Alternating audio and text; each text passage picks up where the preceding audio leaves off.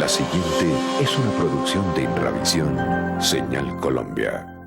Te sigo queriendo, valga la osadía, con la garantía de mis pobres sueños, es decir, empeños porque todavía... ¿Qué tal? ¿Cómo están? Bienvenidos a Mi Ego y Yo. Un hombre que llegó a Colombia trayéndonos un mensaje con mucha fe y que pronto se mostrará al desnudo es nuestro invitado de hoy al programa. Se trata del cantautor argentino Alberto Cortés, que lleva ya 30 años viviendo en España y a quien todos recordamos por canciones como Mi árbol y yo, Cuando un amigo se va, A mis amigos y En un rincón del alma. Alberto, bienvenido a Mi Ego y Yo. Muchas gracias. Llega usted a Colombia en un momento en el que precisamente necesitamos bastante de la fe. Sí, yo creo que, Colombia es un país que está necesitando de la fe para poder sobrevivir, no solamente por los últimos acontecimientos naturales que ha tenido que soportar la población o determinadas zonas del país, sino por la lacra constante que es el narcotráfico, el descrédito que sufre Colombia precisamente por esas razones ante toda la comunidad mundial de naciones, ante el acoso constante de una guerrilla que no acaba nunca y que no se sabe qué es lo que en realidad quiere, o al menos nosotros los que vemos las cosas desde afuera no sabemos qué es lo que en realidad persiguen o quieren, ¿no? Entonces, ante semejantes circunstancias, la fe es un fundamento. Debe convertirse en un fundamento porque en los momentos de crisis es cuando surgen las necesidades de los pueblos. Colombia es un país en crisis desde hace cierto tiempo a esta parte y ahora ha venido a acrecentarse con el problema natural, con el terremoto que ha azotado el eje cafetero del país. Y en consecuencia la crisis se multiplica y es en ese momento cuando debemos reclamar la presencia de la fe para que esa crisis no acabe con nosotros. Pero ¿y de dónde saca uno fe cuando está viviendo momentos tan dramáticos o críticos como estos que estamos pasando en Colombia? De la fe en sí mismo. Por eso hay un grito de fe en ese disco que yo le acabo de ofrecer y que es el último que hemos editado y hemos grabado. Fe no es un grito a la fe. Fe, no me abandones, ahora que en la vida pintan dudas, ahora que han dejado las maduras espacio a las más duras sinrazones. No hay sinrazón mayor que la muerte provocada por ideologías políticas o por cuestiones sociales. Y eso es una sinrazón total. En consecuencia, es lo que está sucediendo en Colombia. Y es el grito de aferrarse a la fe, como al palo mayor en la tormenta, dicen en otra estrofa, amárrate a mi alma que te sienta a salvo de naufragios y tifones. ¿En qué cosas tiene fe usted? Yo tengo fe en la vida, tengo fe en la gente, tengo fe en la naturaleza, tengo fe en el arte, tengo fe en la poesía, tengo fe en la pintura, tengo fe en la música, tengo fe en usted, a pesar de su ego y yo. Bueno, pues como Mi Ego y Yo es un programa en el que precisamente se habla mucho acerca del invitado, vamos a entrar en materia y hablar un poquito más acerca de usted. ¿Dónde nació usted? ¿En qué parte? Yo nací en una población mediterránea de La Pampa, Argentina. Digo mediterránea porque está en el centro del país. Entonces está en el medio de la tierra, es decir, en medio de la llanura absoluta, llanura casi mar, digamos, ¿no? ¿Cómo se llama el sitio? Rancul, es un pueblo muy pequeño de La Pampa, provincia de La Pampa en Argentina. ¿Cómo estaba conformada su familia? Papá, hermanos, Mi mamá. familia, mi padre, nacido en Galicia, pero llevado a la Argentina cuando tenía apenas 2 años. Mi madre, hija de italianos que fueron a hacer la América, venían de Italia a hacer las cosechas, cuando en aquella época la Argentina era el granero del mundo, ¿no? Es decir, que había grandes extensiones, grandes trigales interminables o maizales interminables, y venían los europeos de los países en crisis, especialmente los mediterráneos, España e Italia, y venían a hacer las cosechas y luego se volvían a sus tierras natales. Muchos se quedaron, entre ellos mi abuelo, y allí nació mi madre, de esa emigración o migración. Y mi padre vino también detrás, huyendo de una crisis, sus padres lo llevaron a la Argentina huyendo de una crisis bastante severa que padeció a principios del siglo en España, ¿no? Sobre todo en regiones como Galicia, eran regiones bastante paupérrimas desde el punto de vista económico y no tenían demasiados medios para sobrevivir. Entonces buscaron la América que llamaban ellos. Y en esa América de pronto me encontré yo naciendo como una especie de semilla bien sembrada por estos inmigrantes, que fueron los que en realidad fundaron nuestros países, sí. Mucho más que los conquistadores, mucho más que Hernán Cortés o Pizarro, o todos aquellos que de alguna manera descubrieron estas tierras y las conquistaron a fuego y guerra. ¿Cuántos hermanos eran? ¿O usted es hijo único? No, yo fui único hasta los 7 años, a partir de ahí nació mi hermano Raúl, que como acabo de decir, pues al que le llevo 7 años de vida. Yo tengo 58 y él tiene 51 años. Un hermano entrañable, un ser campesino, él muy llano, un tipo muy claro, pero que a quien también la desgracia se ha cebado con él. A los 50 años tuvo un accidente gravísimo de circulación y se ha quedado ciego. Y quedarse ciego a los 50 años es quedarse ciego con 1.000.000 de imágenes en el corazón y en el cerebro, y es muy difícil de sobrellevar eso. De ahí también vienen mis crisis y la necesidad de gritar fe, no me abandones, porque cuando sucedió todo eso yo creí honestamente que no valía la pena seguir viviendo, y entonces la fe me ayudó a salir, me ayudó a aferrarme a algo, a un cabo, ¿verdad? Es como quien se aferra, como dije antes, al palo mayor en la tormenta, ¿no? Para que si se hunde el barco, pues no vamos a hundirnos todos, pero que por lo menos la tormenta no me lleve, ¿no? ¿Cómo transcurrió su infancia? ¿Dónde la pasó? ¿Cómo era usted? Mi infancia fue una infancia feliz. Y cuando digo feliz no es porque me hayan llenado de juguetes o haya tenido posibilidades de ese tipo de cosas, que no, que mi familia era una familia, digamos, de clase media, no muy alta, clase media, digamos, ¿no? Mi padre era comerciante, tenía un bar, ahí se lo llamaban confiterías, en fin, en donde los parroquianos venían habitualmente a tomar el café y donde se vendían también masas y tartas y cosas así, chocolates y todo eso, y bebidas, por supuesto, y con billares y tal. Y toda mi infancia transcurrió en ese clima, un clima de felicidad. ¿Sabe por qué felicidad? Porque mis padres se ocuparon seriamente en no tener discusiones delante del niño que iba creciendo. Entonces yo me crié en un clima de armonía, un clima de tíos, de tías, de mis padres que vivían en una comunidad armónica, con perros, con gatos, con pájaros, y bueno, todo eso tiene evidentemente una repercusión después en el futuro adulto en el que me convertí, ¿no? Y tiene una repercusión positiva, porque no hubieron momentos extraños en mi infancia. Los momentos más extraños pueden haber sido el haber perdido una carrera de bicicleta con mis amiguitos de aquí hasta la esquina, y haber perdido eso probablemente haya sido el mayor trauma, ¿no? Es decir, no ha habido traumas así graves, solemnes, de familiares, ni mucho menos. ¿Y cómo era usted cuando era pequeñito? ¿Era un niño juiciosito o más bien era un niño terrible? Bueno, un poco de todo. Tenía mi grado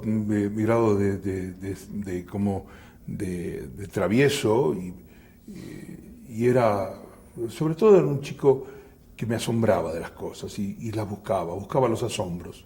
Me asombraba de ver cómo las hormigas iban todas siguiendo un caminito y llevando un palito encima, ¿no? Y me echaba en el suelo y las miraba y las miraba laborar, que esa es la expresión exacta, cómo laboran realmente las hormigas, y al mismo tiempo era un niño con las rodillas lastimadas, es decir, que no... ¿Travieso? Travieso y juguetón, y siempre tuve muy buenos amigos, tan buenos amigos que ahora, cuando ya uno anda acercándose de alguna manera a una edad ya bastante madura, por no decir ya casi madurosa, sigo teniendo sus amigos a mi lado. Son personas con las que hemos conservado ese lazo, esa unión desde la infancia hasta ahora mismo. Bueno, Alberto, vamos a hacer un alto aquí para ir a algunos mensajes y cuando regresemos hablamos sobre su adolescencia y su juventud. Al llegar la primavera, abonamos bien la tierra y lo cubrimos de agua, con trocitos de madera hicimos una barrera para que no se dañara. Mi árbol brotó, mi infancia pasó, hoy bajo su sombra que tanto creció. Estamos viendo La Señal.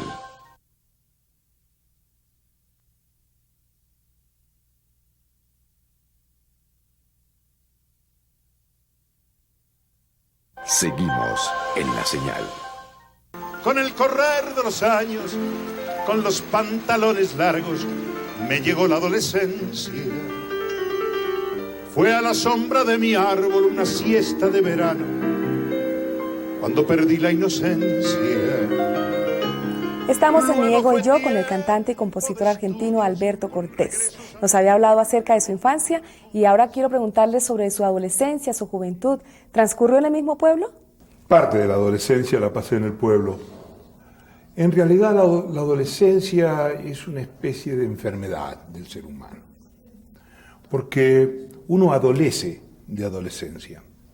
Es el tiempo del descubrimiento de las cosas, que es la parte positiva, y el descubrimiento de que no puede hacer lo que no puede llegar a cumplir sus necesidades más urgentes porque no tiene información al respecto, ¿no?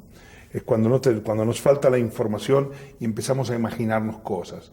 Es el descubrimiento del sexo, es el descubrimiento del amor en su dimensión más lejana, que es el sexo, ¿no? Pero uno no sabe cómo hacerlo y entonces lo pasa muy mal y uno se vuelve experto en manualidades, como diría García Márquez, ¿no? Entonces el pasar de ese estado hacia un estado positivo es cuando uno ya se convierte en joven, ya comienza a acercarse a la adultez, ¿no? A un ser adulto. Y entonces ese tiempo de inexperiencia es un tiempo bastante difícil de pasar. Por eso digo que es una especie de enfermedad que uno debe superar, la adolescencia, ¿no? Por supuesto que desde la óptica actual, cuando uno está cercano a los 60, piensa en la adolescencia con una cierta nostalgia, porque claro, ¿qué es lo que recuerda uno de la adolescencia? Fundamentalmente recuerda la fuerza, es decir, el vigor, el afán, esa juventud que evidentemente ya no se ve reflejada en ningún aspecto de nuestro físico o de nuestro interior, salvo aquellos que siguen conservándose jóvenes por dentro y fundamentalmente desde el punto de vista mental y espiritual, ¿no? ¿Y ya componía usted en esa época? Sí, yo comencé a escribir. Precisamente al principio de mi adolescencia escribí mis primeras canciones, que son canciones eróticas, son las más eróticas canciones que tengo, porque uno, insisto, se imagina el sexo, no lo conoce, y en consecuencia escribe cosas, ¿no? Un cigarrillo, la lluvia y tú me trastornan. ¿Qué modo va a trastornar? Cigarrillo, la lluvia y tú, porque en aquel tiempo yo tenía prohibido el cigarrillo y tú. Claro. Vamos a empezar por ahí. ¿Usted entró de una a estudiar música o tenía en mente alguna otra profesión? Mi madre, cuando yo cumplí los 6 años, me envió a una profesora de piano, más con intenciones de darme una cierta noticia cultural que de tratar de crearme una posibilidad futura, ¿no? Pero esa noticia cultural me sirvió de mucho porque pude descubrir a fondo mi vocación. Y en consecuencia comencé a adquirir una herramienta de trabajo que es la música. La música como idioma, la música como elemento de trabajo, ¿no? La música como herramienta. Y en consecuencia nunca terminaré de agradecerle a mi madre que se haya inspirado para enviarme a estudiar música, ¿no? ¿Pero en algún momento de su vida usted tuvo en mente otra profesión? No. Es decir, ya cuando terminé la escuela primaria y la secundaria, ese tiempo también que no sé para qué sirve la escuela secundaria, pero bueno, mi educación fue muy buena, decía Bernard Shaw, hasta que un día me mandaron al colegio, ¿no? Pero después ya cuando cursé los estudios secundarios tuve que pensar en una profesión universitaria, en una resolución universitaria, y entonces ingresé a la Facultad de Derecho y Ciencias Sociales de la Ciudad de Buenos Aires para seguir la carrera de abogado, de leyes. Carrera que duró muy poco, intención que duró muy poco porque habré rendido 2 o 3 materias de la carrera y ya me retiré. Dije no, que estaba perdiendo el tiempo y le estaba haciendo perder tiempo y dinero a mi padre, ¿no? Entonces decidí ya volcarme totalmente al mundo de la música y vivir de la música, convertir la música en una profesión. ¿Usted es de los que cree que hay vida después de la vida? No tengo noticias todavía del asunto, ¿no? Bueno, pero suponiendo que sí haya vida después de la vida, ¿qué le gustaría hacer? ¿Que volvería a ser cantante? Bueno, desde luego que sí, porque es una profesión que me encanta. Y valga la redundancia. Cantar me encanta, ¿no? Pero lo que haría sería ser bastante más osado de lo que he sido, bastante menos reflexivo, ser más aventurero, recorrer más caminos, hacer más travesuras de las que hice, portarme bastante peor de lo que me he portado y tratar de ser una persona, siempre tratando de ser un hombre en el buen sentido de la palabra bueno, como diría Antonio Machado, pero sin dejar desperdiciar oportunidades. Me acostaría con más mujeres de las que he tenido la suerte de estar, y a lo mejor intentaría algunas otras aventuras en ese sentido, pero no me portaría tan bien como me he portado hasta ahora. ¿Cómo es su vida actualmente, Alberto? Vivo en España, estoy casado, no tengo hijos, tenemos 30, estamos en el 98, 34 años de casado. 35 años de casado vamos a cumplir, mi esposa y yo. No tenemos hijos, es una mujer maravillosa de la que sigo más enamorado que nunca de ella. ¿Cómo se llama ella? Se llama René, es de origen belga, ella nació en Bélgica y es un ser, es el ser que mantiene mis equilibrios, ¿no? Es la dueña de mis equilibrios. ¿Es fácil vivir con Alberto Cortés? No, no es fácil, porque soy un viajero constante, y entonces no solamente viajo en aviones y en trenes y en coches, sino que viajo mucho con la imaginación también. Y a veces uno, para viajar con la imaginación, debe abstraerse del mundo que le rodea. Y entonces a veces a uno lo ven taciturno, lo ven así como pensativo, y dice que estará enojado, estará triste, estará mal, que le dolerá algo. Y no, estoy sencillamente corriendo detrás de una canción que se me ha ocurrido, ¿no? ¿Y por qué no tiene hijos? Porque no vinieron, yo las cartas las escribí, no me las contestaron nunca, ¿qué vamos a hacer? Doy fe. ¿Las mandó a París? Las mandé a París, todas las cartas. Y bueno, las contestaron, ¿qué le vamos a hacer? A veces suceden esas cosas, ¿no? ¿Le han hecho falta los hijos? No lo sé, creo que no. Creo que no porque he tenido... Mire usted, yo soy de los que pienso que cuando nace un niño, muere la pareja para dar nacimiento a la familia. Es una repartición mayor del amor, lo cual es muy positivo y válido, ¿verdad? Pero en mi caso, como no vinieron los hijos, tuve que refugiarme en la pareja. Y es por ello quizás que hemos conservado esta pareja tan viva y tan actual como fue en su momento, ¿no? Bueno, pero me cuentan que a cambio de los hijos usted tiene en su casa 2 perros y como 15 gatos. Bueno, algunas cosas sí. Hay 2 perros en casa, una perrita y un perro. Uno de ellos es el psiquiatra de Mirta, una sobrina nuestra que se llama Vladimir, el perro, y es el psiquiatra de Mirta. Y Tuta, por otra parte, Tuta que en tagalo, en el idioma de Filipinas, significa perrita, ¿no? Y cuando apareció en casa, teníamos unos colaboradores filipinos que vivían con nosotros, y para que no se sintieran mal les pusimos un nombre tagalo a la perra, ¿no? Y yo, que toda mi vida he tenido perros y he sido perrero siempre, desde muy niño, mi infancia está llena de perros y llena de gatos y llena de animalitos, como antes le dije. Sin embargo, nunca habían dormido conmigo en la misma cama.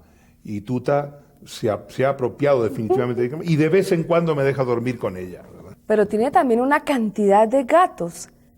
¿Qué es lo que le atrae a usted del gato, de lo felino? ¿Qué es lo que le gusta? A mí me parecen seres superiores, bastante mejores que nosotros en su condición de seres planetarios. Están más adaptados al planeta en que vivimos que nosotros. ¿Por qué? Porque están mejor hechos que nosotros, porque tienen un sistema nervioso mucho más complejo que el nuestro. Un gato está dormido y en un instante, en un segundo de alarma está listo para cualquier cosa. Nosotros no somos así, tenemos que prepararnos para todo. Y los gatos, pese a que todo el mundo tiene una cierta animadversión provocada por una mala prensa que han tenido los gatos a lo largo de la historia, son animales fantásticos, son animales sencillamente fantásticos y sobre todo independientes. Es una imagen absoluta de la libertad y la independencia. No se condicionan por la comida que le das y sin embargo siguen firmes y siguen fieles en la casa donde viven. Bueno, Alberto, vamos a hacer nuevamente un corte aquí y regresamos para que hablemos un poco acerca de la paz. Como el primer día de un sentir primero, como el alfarero de mi fantasía. Estamos viendo La Señal.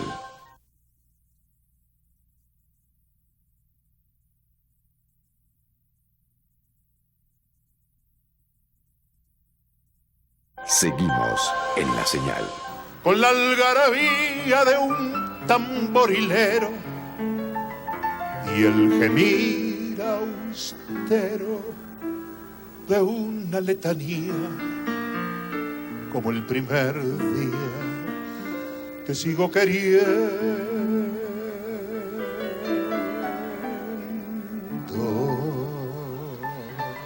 Estamos en Mi Ego y Yo, con el cantautor argentino Alberto Cortés. Aquí le voy a hacer una pregunta que le formulamos siempre a todos nuestros invitados al final del programa y tiene que ver con el proceso de paz que se adelanta actualmente en Colombia. Lo que queremos preguntarle es cómo puede hacer un ser humano para aportar a estos procesos a nivel individual. ¿Qué hacemos para que también en nuestras vidas y en nuestro entorno haya paz? La paz está en cada ser humano. Si nosotros nos abrimos abiertamente y nos abrimos a la paz, es decir, le abrimos paso a que la paz surja de nosotros hacia los demás, es una aportación, es un granito de arena de cada ser humano que debemos aportar para formar el gran edificio de la paz. A mí me gustaría mucho no haber conocido nunca la palabra paz. ¿Por qué? ¿Cómo así? Que incluso haberla borrado del diccionario, porque eso significaría que no existirían las guerras. Entonces tenemos que buscar la paz, porque hay seres humanos que hacen la guerra. Si no existiese eso, no tendríamos por qué andar preocupándonos por la paz, porque sería un hecho normal en los seres, en las personas. Es decir, sería el acto más normal y más natural de la vida. Pero como hay personas que hacen la guerra, hay personas que matan a otros seres humanos en nombre de vaya usted a saber qué condicionamientos o qué ideologías, entonces tenemos que buscar la paz desesperadamente. Yo se la deseo al pueblo colombiano, pero entiendo que el pueblo colombiano debe abrirse definitivamente a la paz y debe rechazar todo aquello que la amenace. En consecuencia, lo puedo ver desde mi pequeño balcón, por decirlo así, el balcón desde donde yo veo Colombia. Y no sin, por supuesto, inmiscuirme en los asuntos internos que no me corresponden del país, pero sí yo le recomendaría a los colombianos el esfuerzo mayor de todos para lograr erradicar la guerra, no conseguir la paz, erradicar la guerra, porque entonces sí vamos a tener una paz duradera y para siempre. Bueno, Alberto, gracias por estar con nosotros en Mi Ego y Yo y por acompañarnos una vez más en Colombia. Esto me ocurre una cosa. Mi ego y yo lo plantamos en el límite del Bueno, valga como broma final. Muchas gracias a ustedes por brindarme esta oportunidad de conversar con la gente. Mi madre y yo lo plantamos en el límite del patio donde termina la casa. Fue mi padre quien lo trajo, yo tendría 5 años y él apenas una rama. Al llegar la primavera, abonamos bien la tierra y lo cubrimos de agua. Con trocitos de madera hicimos una barrera para que no se dañara. Mi árbol brotó, mi infancia pasó, hoy bajo su sombra que tanto creció. Tenemos recuerdos, mi árbol y yo. Señal Memoria, imágenes y sonidos para la historia.